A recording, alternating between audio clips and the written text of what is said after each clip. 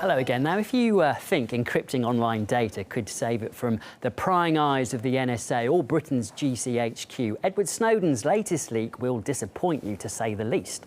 It shows America can spend billions of dollars has spent billions of dollars in the past decade on breaking protective codes, opening up what you thought was private. The European Commissioner for Justice, Fundamental Rights and Citizenship has spoken out on the NSA's global snooping, as Peter Oliver reports.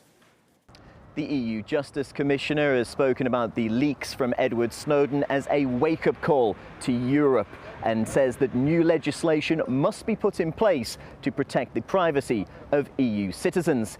As it stands at the moment, each of the 28 member states interprets the current framework in a different manner, some of which contradict each other. She wants to see a one continent, one law system put in place. But when it comes to debating what will be in that law, she suggested that the United Kingdom might not be a part of that, saying that London's loyalties appear to lie elsewhere.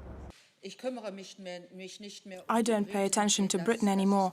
They're a lost cause. They're acting only together with the Americans, and they absolutely don't want to have European laws. But in this case, all we need for this vote is a simple majority, and if they don't want to work together constructively, we don't need them. But I need France and I need Germany if I want to do something concrete in Europe. She also warned the UK about sitting on the sidelines when it comes to deciding what will be in this legislation, saying that whether they like it or not, the United Kingdom is part of the European Union and this law would affect them. Once this proposal turns into a law, everybody must follow it. And that includes Great Britain, whether they want to or not. Once the majority decides, the minority becomes irrelevant. From a political point of view, it is not an intelligent position to sit in the corner and complain. It would be more intelligent to work with us and make their opinion count. Once the text is approved, this becomes a law for all 28 states and more than 500 million people.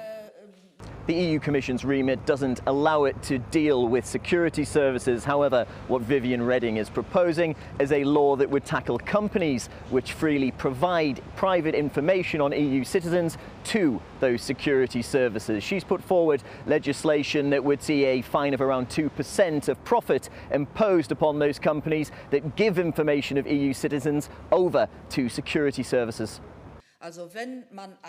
When you're a toothless tiger, all you can do is to roar but not bite. At this point, we are toothless, and I want to give us some bite so we can efficiently enforce our European laws. And one final point, this law that's being put forward would affect any company doing business within the European Union. It doesn't matter if you're based in America, you're based in Japan, or you're based in India. If you do business in Europe, you would have to stick to this new legislation on privacy. And it's the sheer scale of the data harvesting that seems to alarm people, according to the director of the Centre for Investigative Journalism at London's City University. It's been going on a long time. People forget that in the 70s, a spy system called Echelon was uncovered over Britain, run by the United States. What was different about that spying system and the present one is the sheer extent of it. The major security companies that, and social networking companies have opened their effective back doors to the NSA. Even commercial confidentiality as an area of secrecy has been violated completely by this hoovering up of everything. And so I think people are alarmed because they realize it will affect them personally. It's not just political opponents, but the possibility of blackmail is enormous. Some dissident to federal employee could easily sift this material, find something terribly damaging, and then use it for personal gain or political gain.